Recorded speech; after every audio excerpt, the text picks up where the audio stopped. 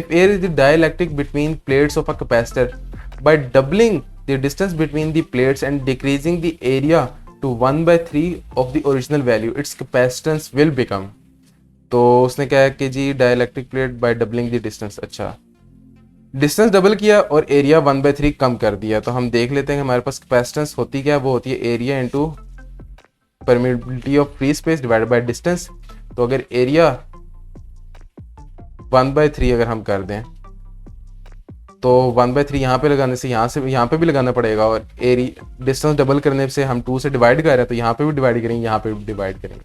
अब हम इस साइड को सॉल्व कर लेंगे तो इस साइड पे हमारी बन जाएगी 1/6 C, यानी कि 1/6 टाइम हो जाएगी। तो बीटा इसका करेक्ट आंसर है यहाँ पे।